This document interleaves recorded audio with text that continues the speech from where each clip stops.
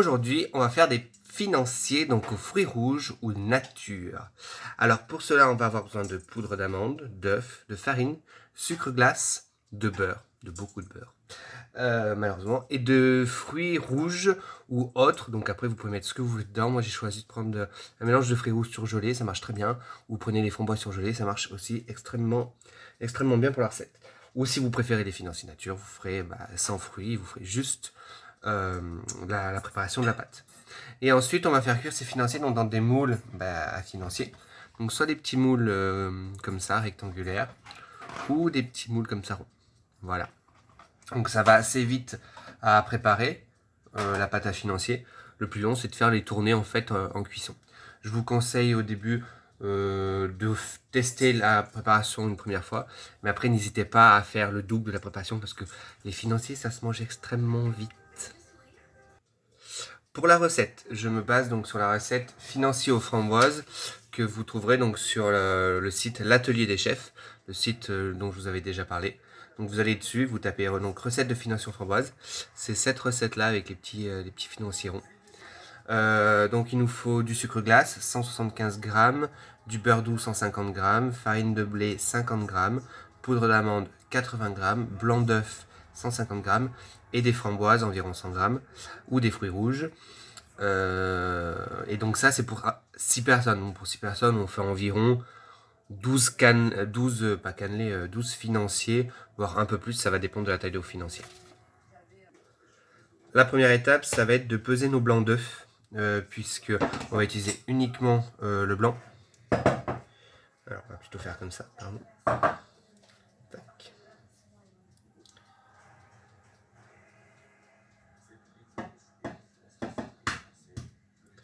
Donc il nous faut 150 g de blanc. Donc vous séparez bien vos œufs. Alors, 150 g de blanc, ça fait ça va faire normalement un peu plus, ça va faire 4 œufs normalement, si je ne me trompe pas.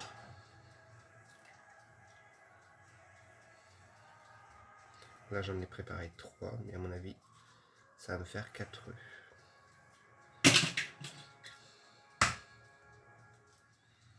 Si je les casse correctement. Oui, il va se casser correctement.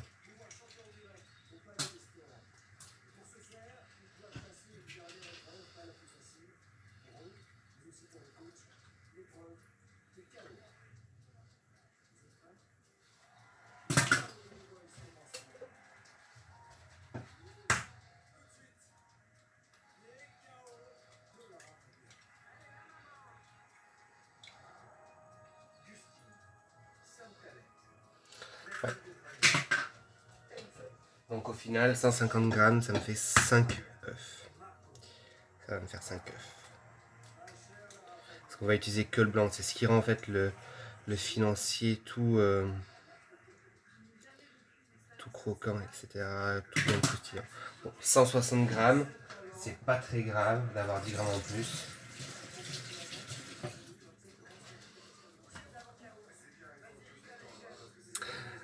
Et donc, en attendant, les jaunes, on peut les réserver et vous pouvez vous en servir pour faire une sauce ou par exemple pour faire une mayonnaise maison, même si vous ne faut pas autant de jaunes. Mais je vous donnerai peut-être une petite recette plus tard pour utiliser les jaunes. Et en fait, la recette est assez simple puisque au blanc d'œuf, on va ajouter tout de suite la farine, le sucre en poudre et la poudre d'amande, tout simplement. Et après, on va juste mélanger à la spatule, pas au fouet. Il faut éviter d'incorporer de l'air dans les blancs d'œufs parce que sinon forcément le financier va gonfler et c'est pas ce qu'on veut, c'est qu'on veut quelque chose, un gâteau qui reste fin. Donc là en termes de sucre glace, donc 175 g.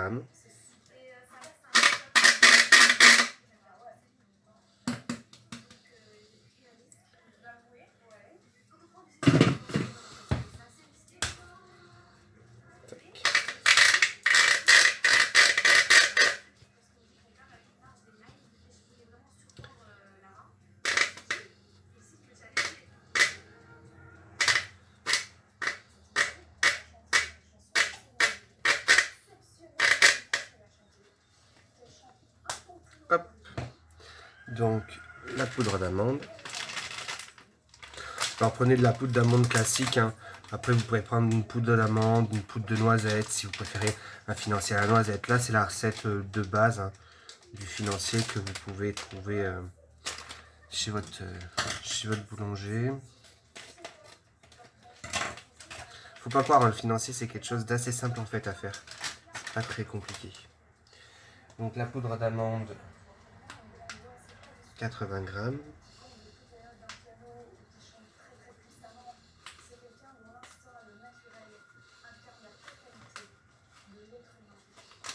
Hop. Là je vous conseille de mélanger avant de rajouter la farine. Parce que la poudre d'amande ne va pas forcément faire de grumeaux. Le sucre glace va se dissoudre. Donc ça va permettre d'avoir un mélange assez homogène avant d'ajouter la farine qui, elle, va forcément créer un amas. Alors vous inquiétez pas sur la texture de la pâte. Au fur et à mesure de la recette, vous allez voir, vous allez vous dire, est-ce que j'ai pas loupé quelque chose? La pâte, après quand on va ajouter le beurre fondu, ça va donner quelque chose de tout clair, tout un peu tranché. C'est normal. C'est tout à fait normal pour le financier.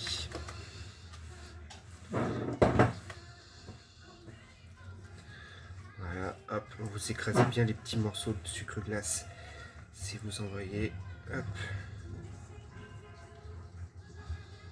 Et donc on essaie de remuer, hop, proprement.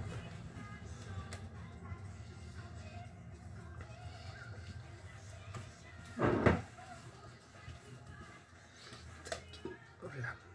Et donc là, on va ajouter notre farine, 50 grammes.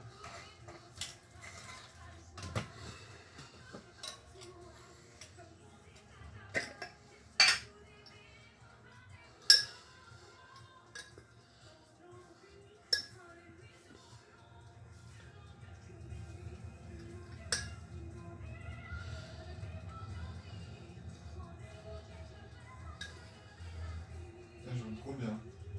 Mmh.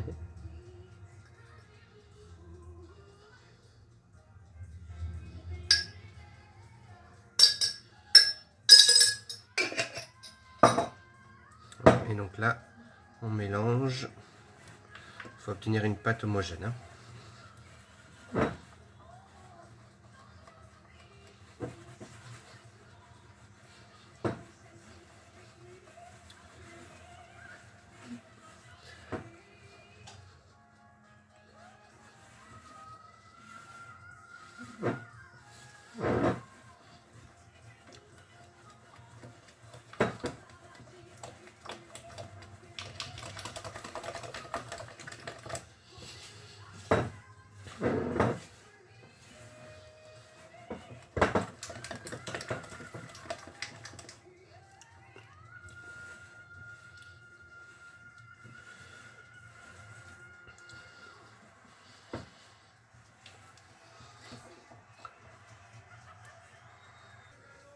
Et donc une fois qu'on a cette étape-là, ça on va le laisser de côté tranquillement.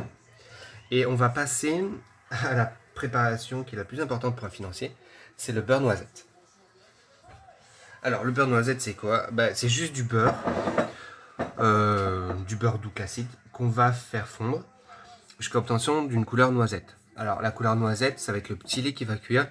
Vous allez avoir vraiment des petits grains qui vont se former, je vous montrerai. Et c'est ce qui donne le goût au financier.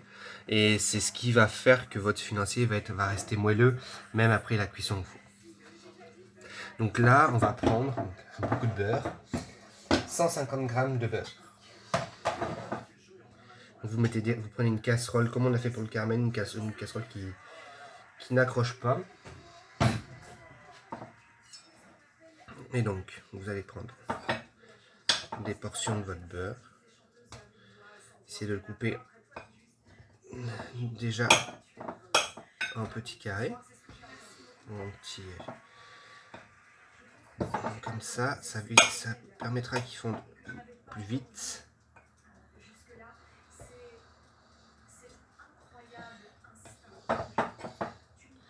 Alors 150 grammes, hein, ça fait pas mal de beurre quand même.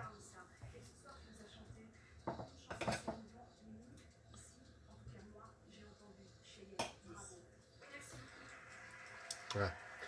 Bon, après on n'est pas à 2 grammes près, même si c'est de la pâtisserie, hein. C'est pas de la chimie, donc on n'est pas à 2 grammes près. Vous l'avez vu, hein, sur toutes les préparations, c'est pas très grave. L'essentiel c'est pas de mettre 20 ou 10 grammes de plus. Voilà. Et donc là on va mettre à feu doux dans un premier temps pour le faire fondre tout doucement. Et après on va continuer la cuisson pour après obtenir différents stades de cuisson. Je vais vous montrer ça au fur et à mesure. Donc là on a le beurre cru et donc là on va le faire fondre un peu. Et donc là, le beurre a commencé à fondre. Donc vous avez une partie blanche, vous voyez le dessus, c'est le petit lait. Et la partie jaune en dessous, ce qu'on appelle le bas beurre. C'est-à-dire vraiment uniquement la partie grasse. Et donc obtenir un beurre noisette, ça va être faire cuire cette partie blanche jusqu'à l'obtention d'une couleur brun et d'une petite odeur de noisette. Voilà. Alors là, à cette étape, vous voyez, le bas beurre et le petit lait ont déjà commencé à se mélanger. Il vous reste une espèce d'écume, je ne sais pas si vous arrivez à voir. Cette écume-là, par contre, il faut l'enlever. Voilà, c'est la partie du petit lait qui ne cuira pas et qu'il faut absolument enlever pour faire un bon beurre noisette. Vous voyez, le beurre bout un petit peu encore. Et vous voyez, cette espèce d'écume, cette espèce de mousse, ça forme une petite mousse. Il faut l'enlever.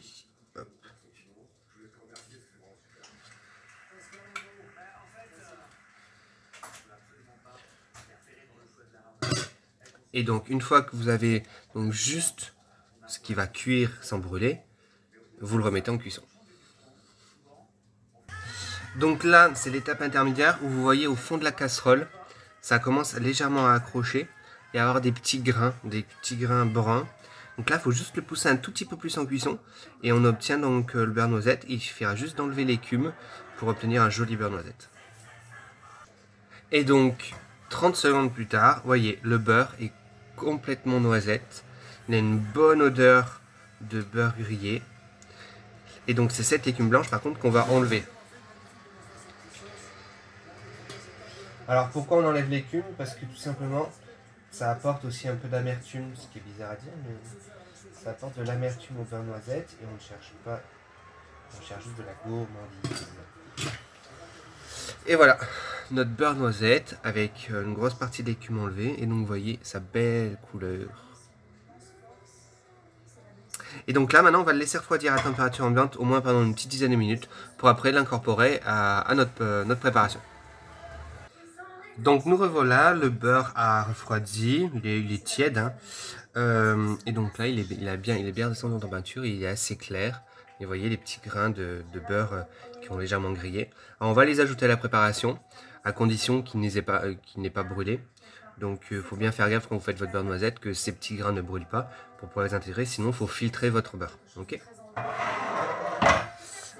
Donc là on reprend notre préparation, on va la réveiller un peu, hop. Tac. Bougez pas.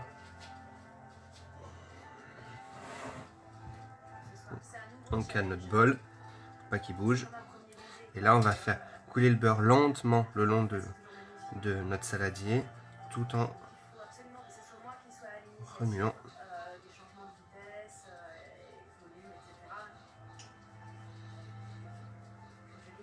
On en incorpore une partie, pas tout d'un coup.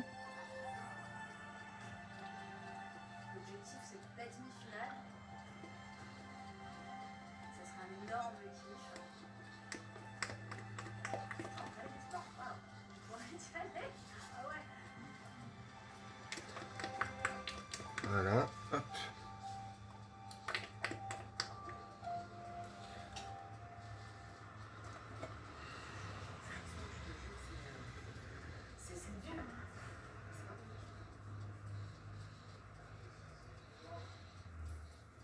Et hop.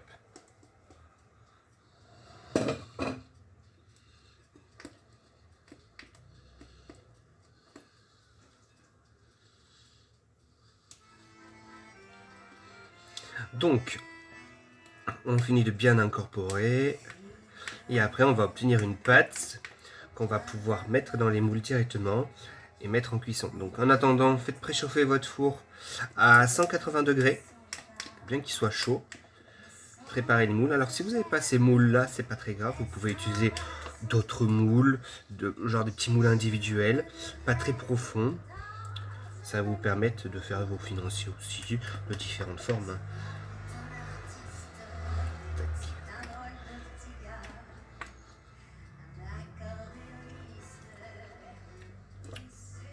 Parfait. Donc après, pour mettre la pâte dans les moules, ce qui va être le plus pratique, ça va être la poche à douille. Donc, j'ai mis dans une poche à douille l'embout adéquat. Je fais un quart de tour. Tac. Et au moins, ma poche à douille est fermée. Au moins, quand je vais la remplir, tout va bien se passer, rien ne va se vider. Comme la pâte est super liquide, je ne vais pas pouvoir utiliser ma main. Donc, je prends un grand pot. Là, j'ai pris mon pichet. Je tourne la poche intérieure et je vais venir verser la pâte dedans. Si vous n'avez pas de poche à douille, bah, bien sûr, vous pouvez utiliser autre chose. Soit vous pouvez doser à la cuillère, c'est possible, c'est plus long. Ou soit, tout simplement, vous prenez un sac congélation, un grand format, de préférence. Et vous entaillez la pointe et vous pourrez l'utiliser comme poche à douille. Alors, depuis tout à l'heure, je réfléchissais à ce que je faisais avec les jaunes d'œufs quand il m'en reste, mais en fait, c'est tout bête. En plus, vu la quantité de jaunes d'œufs, vous pouvez faire une bonne petite crème anglaise. Donc, je réserve les jaunes d'œufs pour quand je vais faire le cake au carambar.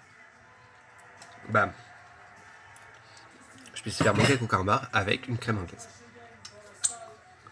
Et donc voilà, j'ai ma pâte qui est là-dedans, dans la poche à douille. Et maintenant, on va dresser.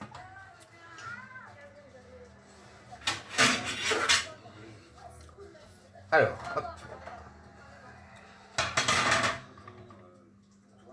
Avant de mettre sur grille, on va faire les moules. Alors, je vais en faire des rectangles et des...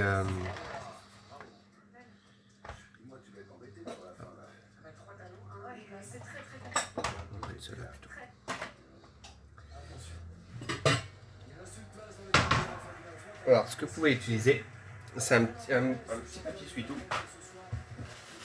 Avec, il vous reste un peu de beurre au fond de votre casserole que vous avez fait fondre au lieu de le jeter. On va s'en servir pour vraiment s'assurer que les financiers se démoulent tout seuls. Donc, on va beurrer légèrement avec le beurre.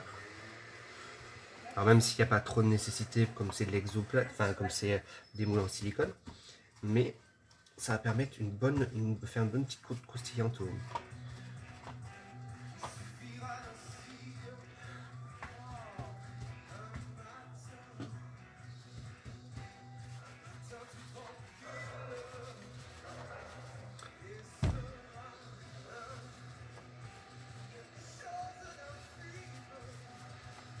Hop.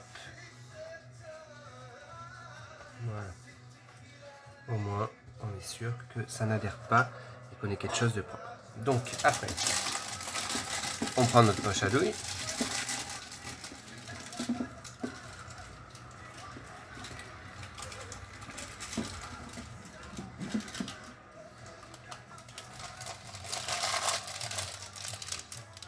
Alors, la pâte est extrêmement liquide, hein, vous l'avez vu. Donc, il va falloir y aller très doucement. Et donc, on remplit les moules pas plus haut que ça.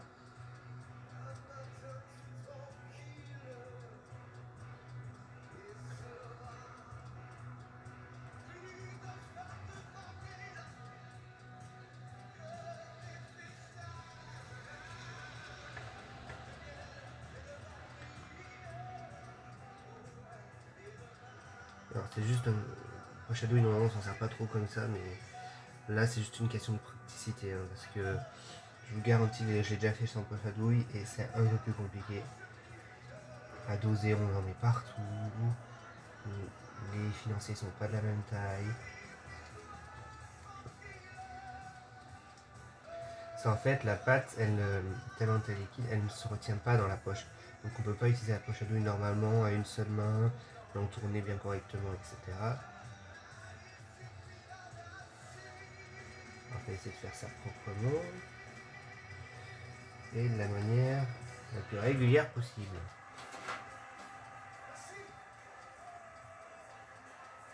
Alors sachant que le financier va gonfler légèrement, hein. Mais légèrement, vraiment, on ne va pas vraiment déborder du moule.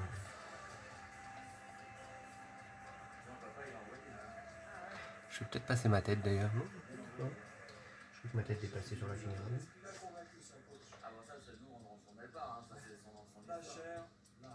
Et je vais redire Alizé justement pour qu'elle réécoute bien la vidéo en entier et qu'elle écoute, tu vois. Bon, même si tu vas reposer 20 fois la question, pourquoi je dis Alizé, donc c'est pas grave. Là, il n'y a absolument aucun doute avec ça. On a eu une conversation un peu privée, toi et moi, où je t'ai demandé d'aller me sortir ce cœur que je voyais cassé, ou plutôt caché dans une boîte de plexiglas. Voilà. Donc, il me reste encore de la pâte. Hein. Donc, je vais la réserver. Alors, je vais pas la remettre dans mon péché qui était propre. Hein. Je mets ça de ça, hop. Voilà. Et donc là, maintenant, je vais venir mettre les fruits. Alors, les fruits, je ne les ai pas décongelés. Il n'y en a pas d'utilité. On va pas en mettre beaucoup. C'est juste pour apporter aussi une petite touche au financier.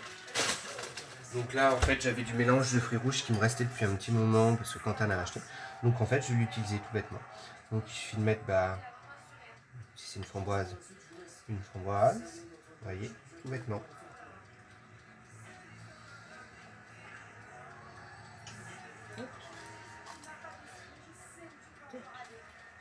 Donc je vais en faire à la framboise, je vais en faire aussi à la mûre. Donc j'ai des mûres dans le mélange.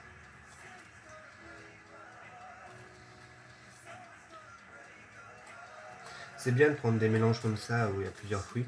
Ça permet aussi de varier un peu les saveurs parce qu'on a toujours tendance à avoir un financier framboise, un financier toujours au même goût.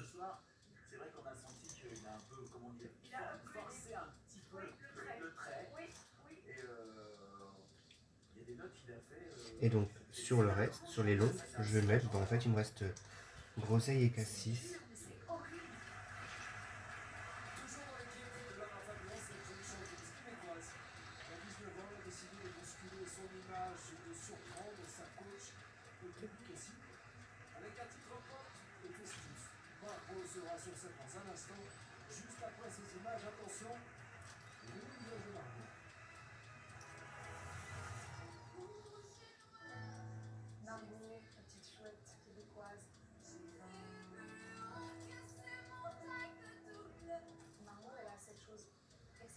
C'est qu'elle a une tessiture vocale d'une largeur incroyable.